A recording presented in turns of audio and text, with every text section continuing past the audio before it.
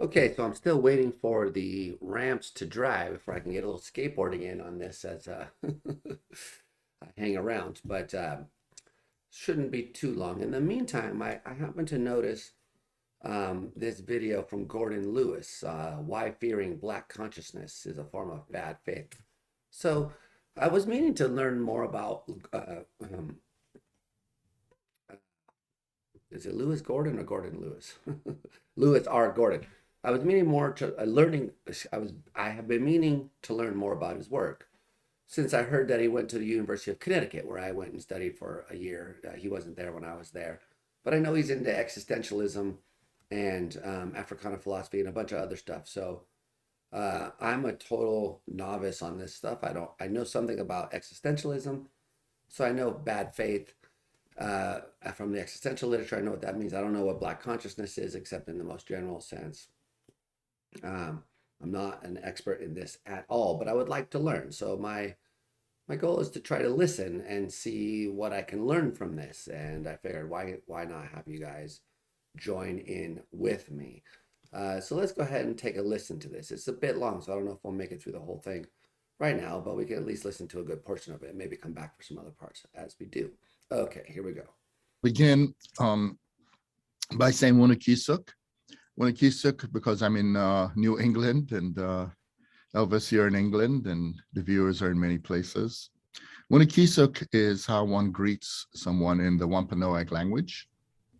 And the Wampanoag people were the people who greeted the pilgrims when they arrived. And I've often mentioned when I've given talks, unfortunately, the pilgrims did not return the same courtesy. To that, I'll add Hotep, which is from the ancient East African language of Medu Shalom, many of you know that, it's Hebrew. Assalamu alaikum. Ujambo, which is, you know, it's from Swahili. And of course, as you are in the UK, which is a very, as we could say, diverse, very diverse country, although there are people who would like to make it otherwise. I'll add Vanikam, which is how you say hello in Tamil. And of course, there is Giagwich. And for that's Gaelic, that's Irish for the same thing. And as we're talking about SOAS, I could say Okuasan in Yoruba. And I could add to that, we could have Misawa in Luo, Sobona, you know, Zulu, Domela or Domalanga in Tswana. And as you could imagine, I could keep going. You may wonder why I go through this exercise. And even though we would translate a lot of these as ways of saying hello, they're very different. Their actual content is very different. And the way people say hello says a lot about the history of their communities. In communities with histories of war, for instance, people greet each other with peace. They say, peace, I'm not here to hurt you. In countries where there are climactic, you know, difficulties, one may wish a sunny day. And the list goes on. But basically, welcome. And saying welcome today is difficult, of course, because although humanity has always faced travails, challenges, we're living in times right now where the challenges are of a different order. Yeah, so let's see. This was 1 year ago, it says. So that's not very precise, but I'm assuming we could think of this as from uh, February 2023. Um, yeah, okay. say this because I grew up, as many of you may be aware, given my age, in the Cold War. So nuclear devastation was on our minds. But today, what's on all of our minds is. I mean, I hate to keep interrupting because I want to listen, but I will say I grew up in that same period of time. And also, in my elementary school, we had evacuation drills for nuclear attacks in case the nuclear power plant melted down or because we were on the coast of considered a target by an Air Force base and stuff like that. Anyway, so Definitely, even though that was the 80s. Maybe he's, I don't know how old this gentleman is. Is he older than me? Perhaps? I don't know. Okay, anyway, so one takes his point though. Not only nuclear devastation, there's the climate situation. There are situations that are connected to a convergence of pandemics, not only the novel coronavirus and COVID-19, but social pandemics that produce the vulnerabilities that enable these pandemics, these other pandemics, to flourish. In other words, all is interconnected. So I say to all of you, simply put, we're in this together. I also say I appreciate, despite all of that, that you've taken the time for us to meet this morning. And this is one of the things that's always striking when we think about this. The Talking Heads has a great song called Life During Wartime. And we are in wartime, even without the situation in the Ukraine, Russia invading the Ukraine. There are wars going on all over the place. And in fact, our battle with the pandemic is a war. But one of the things that the Talking Heads brings up, and not only the Talking Heads, you'll find this all throughout Black music. You'll find it in the music of Fela Kuti. Yes, Elvis, yes. There's not a week without me listening to at least one Fela Kuti recording. And Respect. the thing that, the insight, the philosophical insight from that music is that it's always amazing that even in the midst of wartime, people find moments to build a bit of the everyday, whether it's eating some peanut butter, holding each other, right? Putting each other in each other's arms, or something like what Sam Bach told me. Sam Bach, if you don't know who he is a famous artist who was a survivor of Shoah, which is the Holocaust.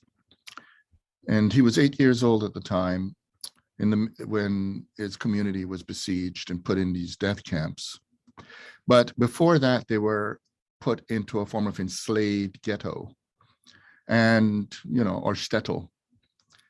And one of the amazing things that happened while these people are being enslaved, brutalized, killed, one of the poets discovered this little boy was a gifted artist.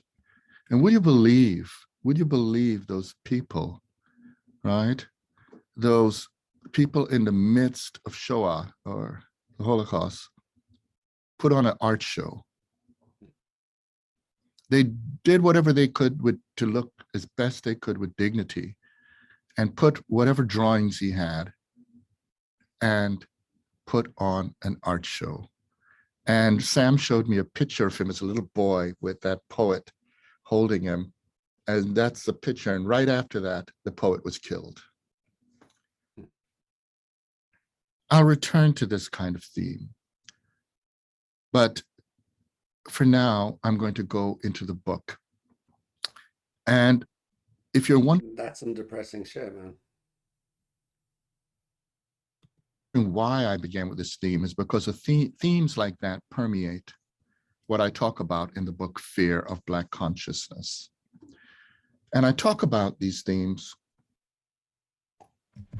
frankly, because it's connected to one of the reasons I wrote this book. There were practical reasons which connected to more than 20 years ago when I was asked to write it, but didn't write it then. And then there are existential, political, committed reasons of why now. And why now is because, you see, there's so many ways people talk about these issues, but they talk about issues of oppression, dehumanization, colonization, anti-Black racism. They're all connected in ways that are highly problematic in that they erase a fundamental element that is also erased by those phenomena. And what that is, you'll see me return to over and over, is the humanity that's under assault. And right now, there are exoticized, commodified ways of talking about these issues that actually assert outrageous anti-humanistic, anti-human claims. And in the midst of it, a form of irresponsible thinking occurs.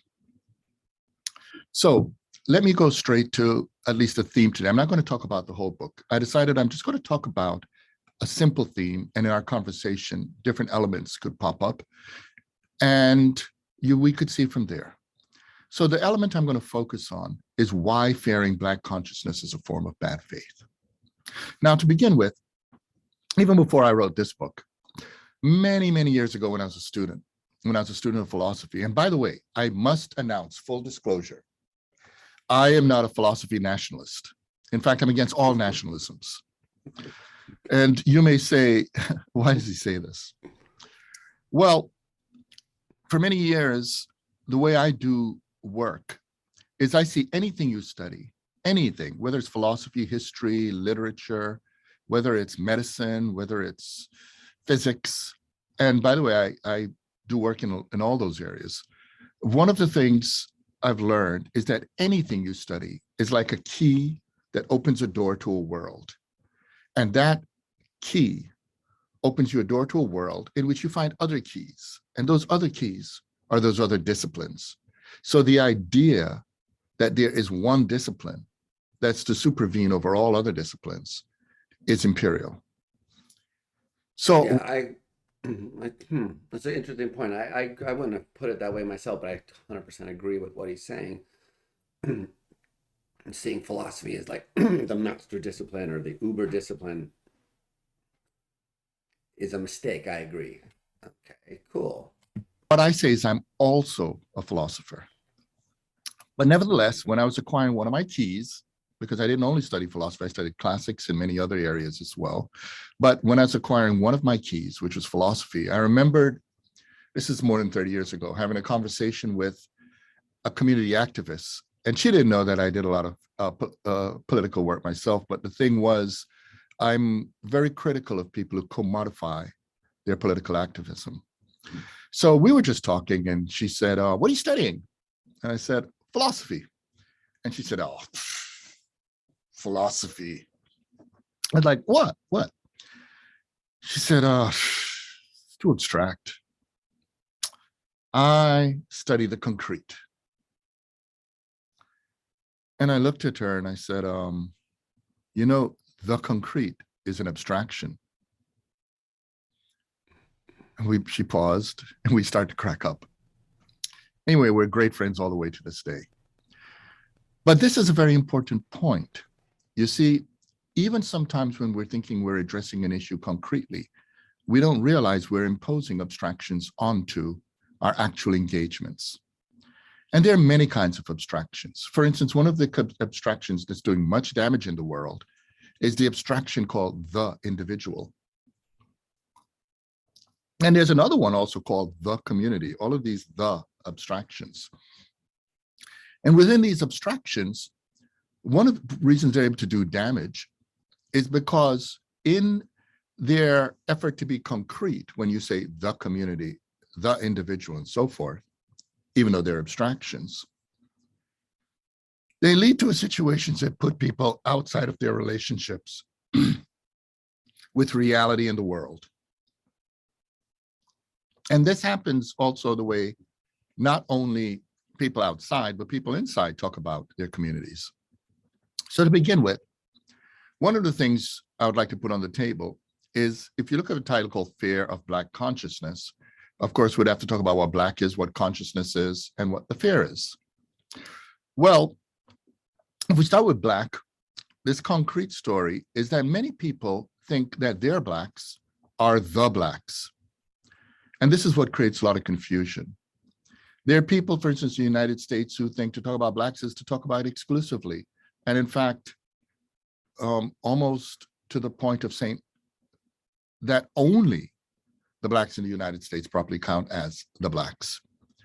And there are people who do talk about their Blacks in Australia in such a way that there is a way of failing to understand that there are many Blacks across the world and many ways of talking about Blacks. But the confusion is that their Blacks or our Blacks as the Blacks elides the reality and the historical specificity and the complexity of the lives of Black people all over the planet. But this is done not only to Black people, because the unique ways people talk about their Black people or our Black people affects how they talk about their indigenous peoples, their brown peoples, their white peoples, the list goes on. So one of the things we have to deal with is that there's already embedded in this notion, a form of bad faith. And you may wonder what I mean by bad faith. Well, I'm talking about bad faith right now in a very specific way. I'm not talking about the way people talk about it in law, when someone signs a contract in bad faith, for instance. That is just a liar or a dishonest person. But bad faith, the way I'm talking about bad faith, is the flight from a pleasing falsehood. In other words, you don't want to deal, right? I'm sorry, it's a flight into a pleasing falsehood to avoid a displeasing truth. In other words, there are times when reality and truth are very displeasing. And this effort to fly, to flee, to get away from the displeasing truths, this is one of the edifices, okay, of how oppression is constructed. Now, when I say this, it means that we have to talk about a variety of issues. But one of the things to bear in mind is that this flight into pleasing falsehoods usually takes the form of that goes across disciplines, ranging from history to economics, psychology, in fact, all the disciplines, and permeate as well everyday practice of institutions, of images, of the society, of popular culture, etc. Now, you don't need me to tell you that talking about racism and race is very uncomfortable for many people.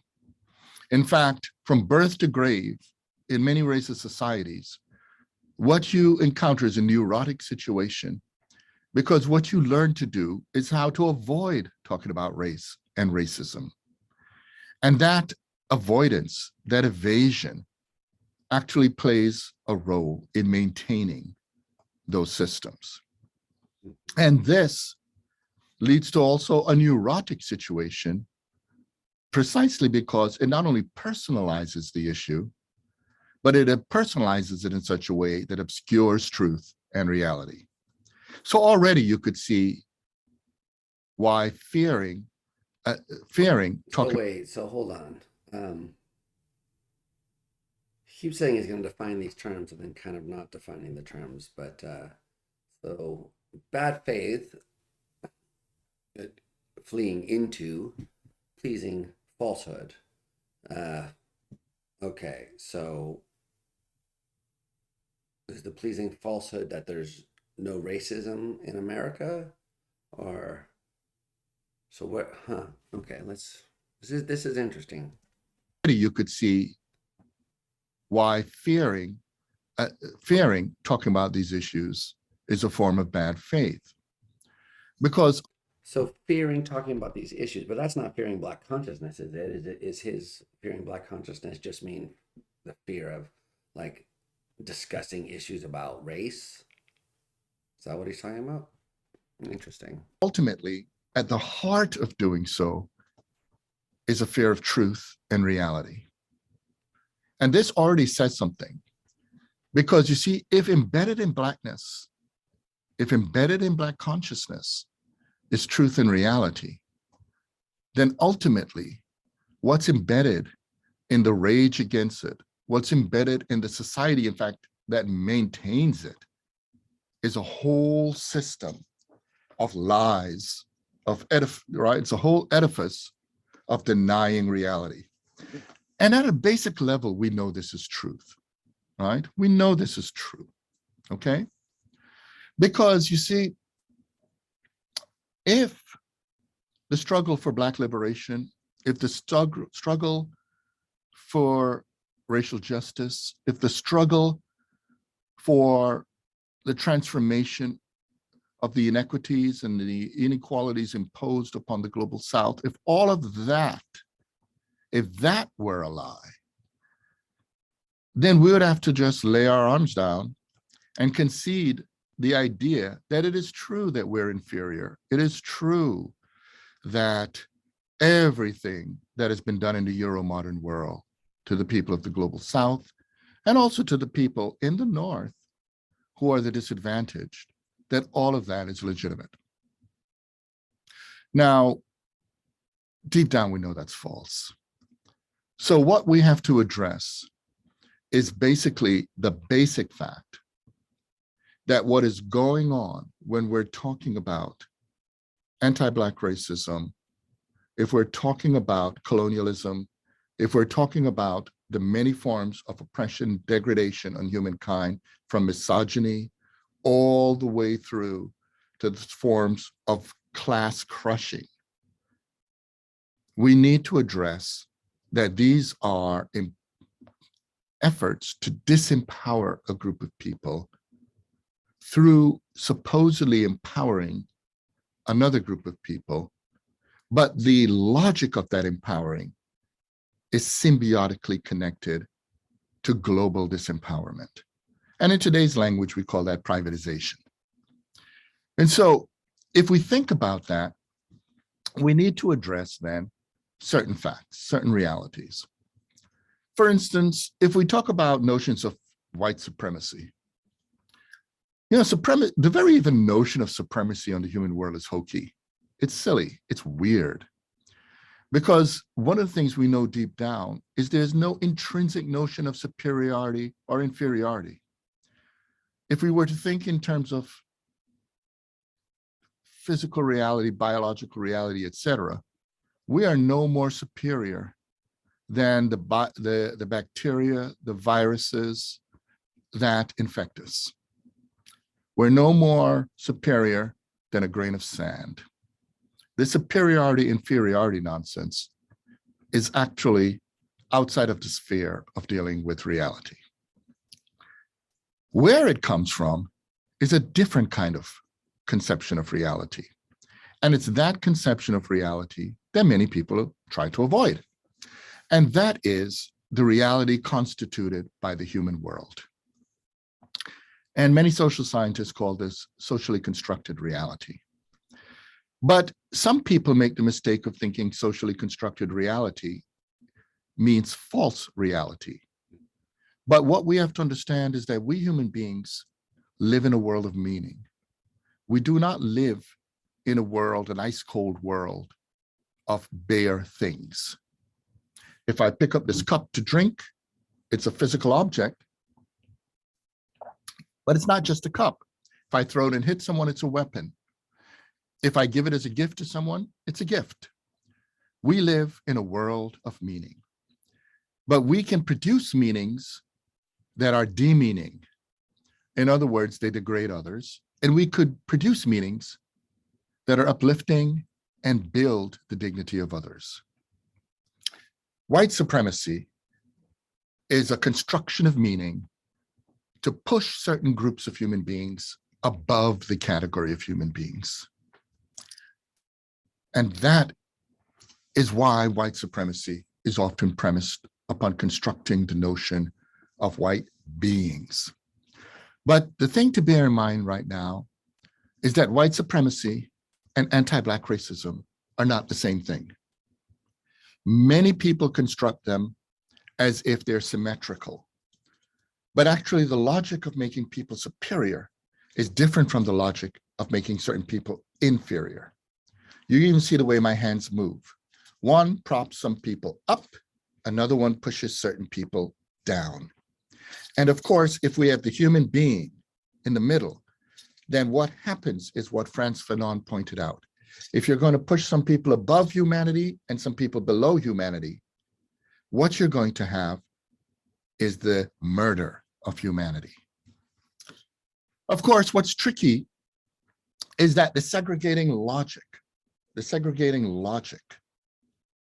actually, in constructing one group as being full and also full of themselves, I talk about the narcissism of whiteness, actually creates the notion that there's a group of people who are supposedly empty. But one of the things we have to bear in mind is that the human world is actually not a world of fullness. A human world is a world that steps out from the realm of what it is to be complete and full, and actually moves into the world of possibility, of freedom, and that requires always the possibility of more. Interesting. I mean, that's a typical existentialist theme that nothingness lies coiled in the center of being, like a worm, as Sartre put it. The idea being that we see the absence of something that we want to make real, like that's why we plan. Okay, a lot of interesting ideas here.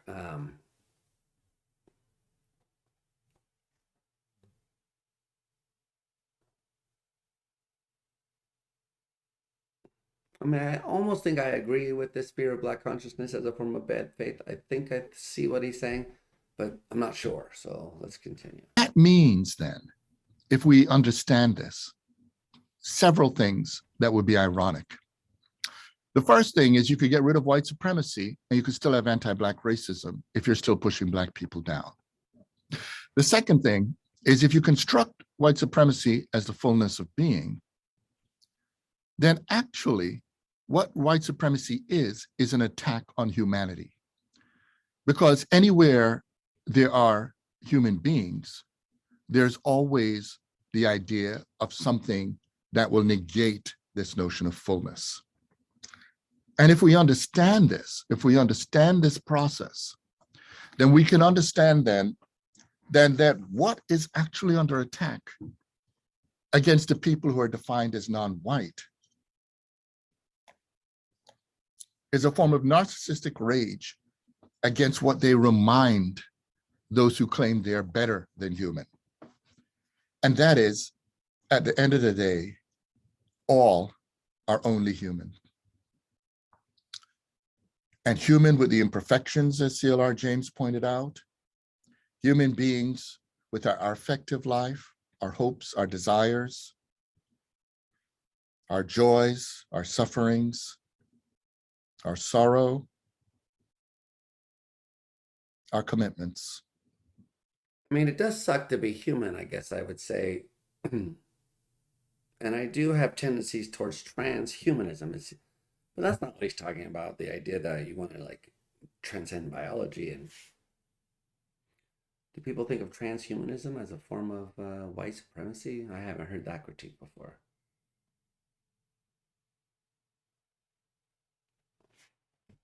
This idea of the splitting humanity into those above and below. I mean, I have a whole thing about where I talked about how transhumanism and existentialism kind of can go together in this way, but so I haven't thought about it in this way before. This is very, very interesting. Let's continue. Now, the point at which Blacks are created as a category, this is something many of you already know. There's no reason for humanity. A species now, it's being argued, we're about 400,000 years old. Some say 300, some say 220. The bottom line is we're only talking about several hundred years in which the concept of Reza, which referred to Jews and Moors, was around, and only about 500 or 400 years of talking about people in the racialized form we call Black. And what's even trickier is the very history that led to Black is even more complicated, because there are some groups who try today to point about it as a kind of US or American thing, when in fact it was Europeans who constructed this, first in the Mediterranean with the Spanish and Portuguese. And even in that term, a lot of that is connected on false histories. Among the false histories is the so-called meeting of Europeans and meeting of Africans, which is complete crap. It's complete crap because there have always been Africans in Europe and always been Europeans going into Africa. And the reason is because all human beings are ultimately descended not only from Africans, but even the light morphological human beings are recent developments. How recent? 6,000 to 8,000 years. So what we're really talking about is what happens when people begin the practices of rewriting people to meet the exploitating commitments of a particular society. The transition then in the Portuguese speaking world and the Spanish speaking world in the construction of negro is an example.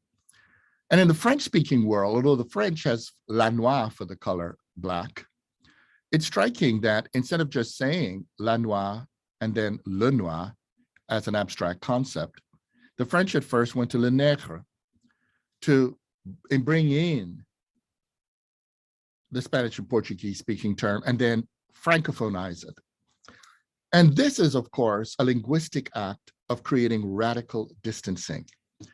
And it was a similar thing done in the English speaking world at first, but also because of the Scottish pronunciation of the French le nègre is why the N word in English popped up. And this becomes odd, of course, because English also has a word for black and it's called black. So the very effort to create these distances tell you a lot about the history of racialization. But if we come into this history of racialization, one of the things we should bear in mind is that Blacks are human beings and live the realization of what it is to be constructed as problems. And this constructing of Black people into problems leads to a form of double consciousness in which Black people see ourselves as Black through how a world that's anti-Black imposes Blackness on us. Before that, we could be Xhosa, we could be, Tswana, we could be Wolof, we could be Luo, the list is long, Yoruba, Igbo, etc. But then once Black comes in, that is imposed upon us in a way that is negative. However, because we're human beings, we don't live our Blackness exclusively as negative. And there's a certain point we realize that not only are we conscious of what is imposed upon us and the way those who impose upon us think about us, but there's a certain point we realize there's a problem in being constructed as a problem. And the point at which you realize you're being constructed as a problem is a movement in which you realize the contraries that make you segregated apartheid structure, right? That structure is an effort to keep apart the humanity that is dialectical. And at that moment, when you say there's something wrong with a society that makes human beings into problems, instead of addressing the problems they face, which is what W.B. Du Bois pointed out, you now move into what Jane Anna Gordon calls potentiated double consciousness. And potentiated double consciousness is when you reintroduce potential, the human activity of agency into the world.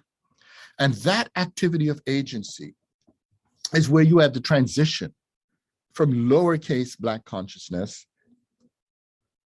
into uppercase Black consciousness.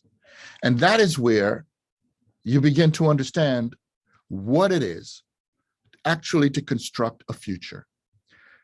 Because you see, part of the damage that's done by colonialism, by racism, and other practices of dehumanization is basically to create the easier logic. You can actually dominate a people better if, instead of using the weapons and the mechanisms which you would eventually exhaust, is if you could have a whole ideological framework, a whole logic of everyday speech and activities in which they police themselves through the belief in their own inferiority.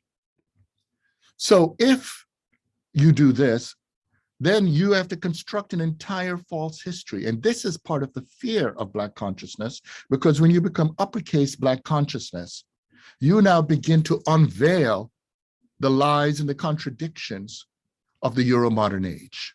And there's so many lies that it'll take this entire lecture to point them out.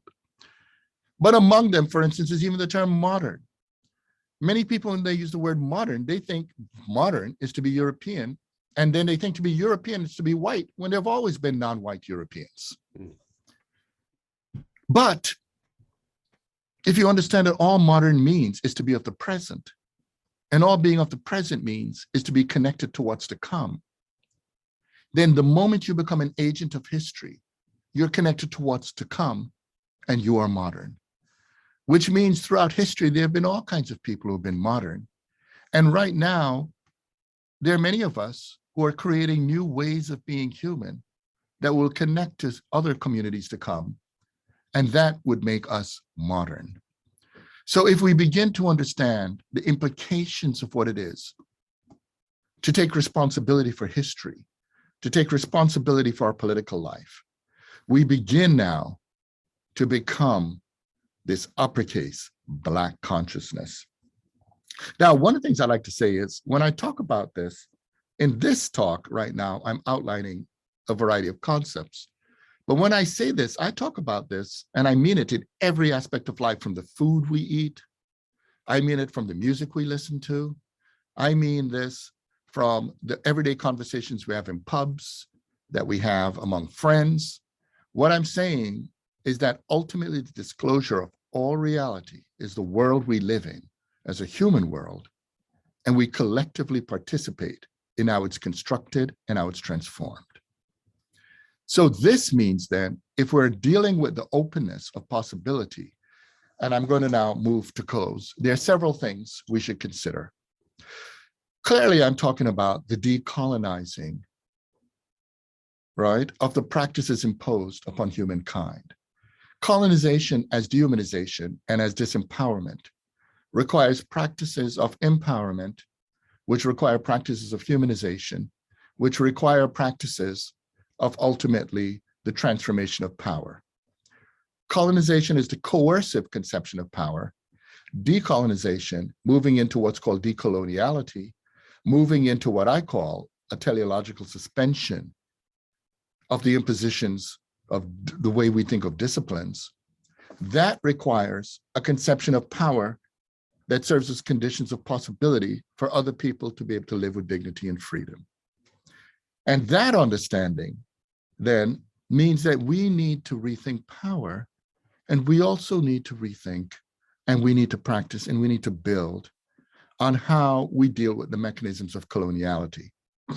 Now, the short version to think about this is that all decolonization is to change the players. But the practice of decoloniality, the practice of revolution, the practice of transforming the world is a practice of trying to change the game. And this requires thinking about human beings in a different way. The old model that I hinted of imagines you can change players and keep the game because it imagines people as separate and isolated things. But if we understand people as relationships of activities, if we think about the paradox of being a human being, which is you're born human and then you spend the rest of your life trying to become one, then our engagements and our social reality, that is actually our humanizing practices. And if we can understand that kind of a practice, then we can understand that you don't really just put someone into a game and keep the game, because that game is what's producing them. That's like, imagine you could put women in a game that's designed to make people into men, and she would remain a woman. All you would have done is to just make her an anatomical female that's a male. But, and it's the same logic done onto Blackness. But if you understand that for her to participate, you have to now change the game. You have to create a different kind of game. You have to have a game in which you can live as a human being. Then that game, that practice, that becomes a task in which new kinds of human beings emerge. In other words, if you're going to deal with misogyny, you have to produce different conceptions of men, new kinds of men. If you're going to deal with anti-Black racism, you're going to have to produce new kinds of people who can live in a relationship with people who are designated Black without it being designated as inferior. And that requires producing a reality that may even mean it transcends what we call Blackness. And this requires also understanding that notions of purity tend to fail, and notions of purity, which are isolated, the opposite of them are notions of actual interaction and communication, which can be called the creolizing practice of dealing with reality as relational. And this requires even going further to rethinking the way we construct thinking. And in my writings, I call that shifting the geography of reason. In other words, shifting from the idea that real thinking is in the North, applied to the South. If we transform thinking on our tiny planet, we can understand that we globally think together. And this requires also transformation of our norms. In other words, they require also the decolonizing of normative life. Now, this becomes crucial as well, because you see, under liberalism, neoliberalism, conservatism, and neoconservatism, there's a form of reductionism in which we try to look at these issues morally. And we try to deal with a kind of moralism in which we isolate ourselves and we think it's only about us individually. But the problem is, I just outlined the dynamics of power. And if we understand that colonialism, if we understand that racism, if we understand that misogyny and the whole edifice of dehumanizing practices are political, then it means we require political action. And political action always transcends the me and even the you into the world of the us and the world of those to come, and the sense of obligation to those in the past whom we may not even know. Now, as I talk about these, eventually someone could say, these are a whole lot of ideas. Are they possible? Can we actually do these things? Well, as you could already see, the way I'm talking about what it is that's involved in being human is already linked to agency, to freedom, and action.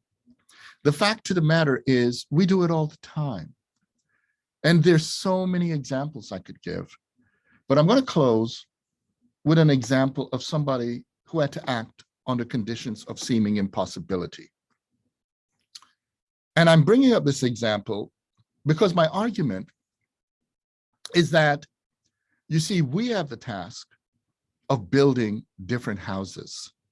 We have the task of getting rid of a world premised upon colonization, conquest, and mastery. We have a world that we face to build that transcends what you see in the movie The Black Panther, where Killmonger says to T'Challa, and by the way, T'Challa is actually a transformation of the name Challah, and Challah is the braided bread in Judaism. And it's already an allegory of the community being connected. Killmonger said, it's about either you conquer or you are conquered. But there's another way. You see, the false dilemma is to say you can only conquer, be conquered. You could also fight to get rid of a world of conquest, a world of conquerors and conquering. But the imagined version is always with the grandiose generals and the superheroes and the powerful and all of that stuff. And we fail to understand the power of everyday life. Everyday life. And this is one of the reasons why everyday life, including what we look at popular culture, or what we look at in our communities, how we talk to our grandmothers, our uncles, our aunts, our best friends, that is also power. And so I'm going to come to this example. The example I am trying to bring up is of a woman by the name of Harriet Bailey. Harriet Bailey was an enslaved woman in the late 18th century, early 19th century. Enslaved women were defined as property. They enslaved men too. And if you're property, it means the master has absolute control over you. And in the United States, the masters often impregnated the enslaved women, because a lot of the issues of enslavement and racism were also connected to who can reproduce, who can procreate. And I talk about why this is one of the reasons why up until the late 19th century, up to about 90%, 96% of the male line of people in the Americas were attributed to European men. So Harriet Bailey was impregnated multiple times. And one of them was a child, a little boy, who, when he was around 6 or 7, was put on a plantation about 12 miles away from where she was working in the fields. Now, again, we think about enslaved people in often reductionistic ways, but enslaved people were creative. The enslaved people brought skills from Africa. The enslaved people brought their knowledge, they brought their value systems, they brought all kinds of ways that actually contributed to transforming the world we live in for a lot of the good we have, in fact. Well, this woman learning about this child being enslaved 12 miles away, after she would work from dawn to dusk, would walk 12 miles with the little food she had to spend time with this child. And what she did was to share her food, which meant she would go home by the next day starving. This woman would go through a very dangerous terrain. There were animals along the way that could attack her. There were people looking for escaped enslaved people who could attack her. They could accuse her of all kinds of things. They could rape her. They could do all kinds of things. But somehow this woman faced this. And one of the things I got to tell you is it doesn't really matter if you were to tell a child that your mother was an enslaved person. It's just like today, it doesn't matter if you tell children that you're poor and your mother has to do 3 or 4 jobs just to put food on the table. From a child's point of view, the absence of a parent is treated as abandonment. And although this child was aware that the master who would whip him and so forth may have been his father, there was a form of abandonment, a sense of profound loss with regard to the mother. So the fact that this woman would show up and do this with this child did something profound. She brought into this child's life a conception of value that that child thought could never be. The world told that child that he was only valuable as a commodity, as an object to be sold, or as an object to labor for the benefit of those who own him. But she, in her actions, demonstrated to this child a different value. The value of somebody who loved him so much that she would face great dangers to be with him. And that child now acquired an understanding of a unique value. Sure, it is the human world that produced the value of property, but the child learned that the human world could also produce the value of love. And that woman, after 6 months of doing this, died. Now that child could have become full of himself. He could have said, unlike you all other slaves, I'm loved.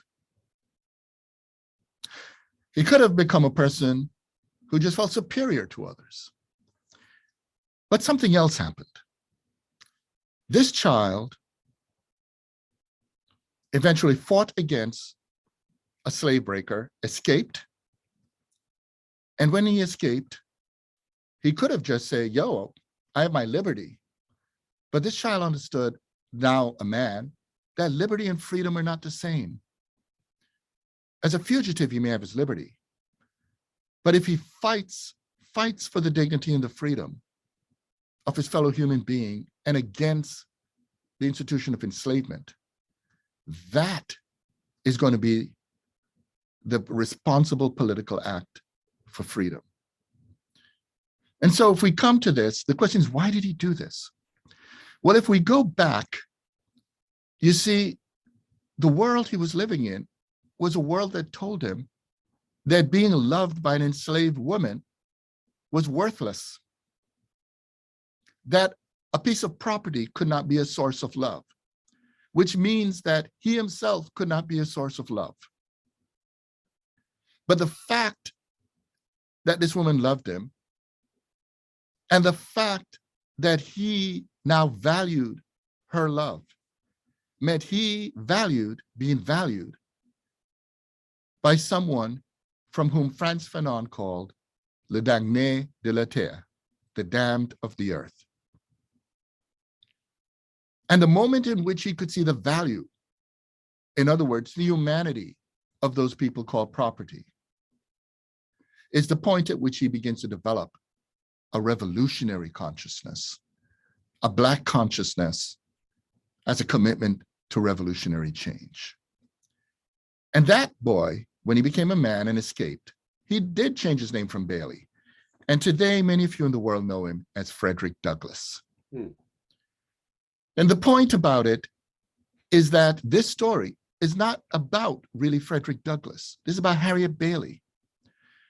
Because you see, Harriet Bailey had no reason to think that this child could love her, no reason to think that he'd become Frederick Douglass. But what this child, what her love and her actions produced is what I call radical love as an embodiment of political commitment. And so the issue when you're thinking about transformation is that it's not about you. The issue of radical love is not narcissistic love where you say you're fighting for those who look like you. Because you see, the ancestors have become anonymous. And had I not mentioned Harriet Bailey's name and told the story, many of you wouldn't even know who she is. Mm. But what we do know is that people like Harriet Bailey, whether they're white, Black, or brown, I'd said hello, for instance, in Irish, whether it's the people who are among the enslaved, who are forgotten, the fact of the matter is, we are able to be here today and act and do things in the way we do them because those people acted. And it means that the onus on us today, and I use the word onus on purpose because in the book I talk about that word. There's a unique history. It's actually from Greek for donkey, but it means beast of burden. The burden on us is that we too face the question of a form of radical political commitment, radical love, that's based on building a world for people we will never meet, we will never know. But through that love and that commitment, we should understand matter. And this means then, just like Black Lives Matter, Black consciousness is a fight for the unleashing of freedom and real democracy, which involves those whose lives, through our actions, are ultimately anonymous. But at the end of the day, if we do our work right, the dignity and freedom with which such people could live, and by that I mean live in a way that may even be very different from us, is one for which they look back at us and they say those simple proverbial words, thank you. And with that, I end. Thank you very much, Louis. Okay, wow, very interesting. So it looks like there's going to be some discussion after this. It sort of got way longer than I thought it was going to be. So I still don't know if I know why fear of Black consciousness is bad faith. And so using the terms that he defined in this talk, bad faith means fleeing from an unpleasant truth to a pleasing lie. Okay. Black consciousness is this I with the capital C, I guess, is the idea of recognizing, well,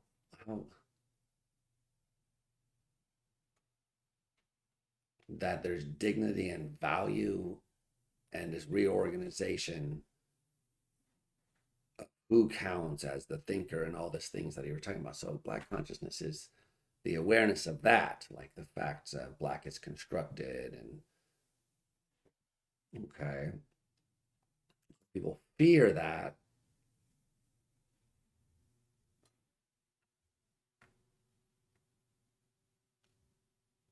because it's an unpleasing truth in there. The unpleasing truth is that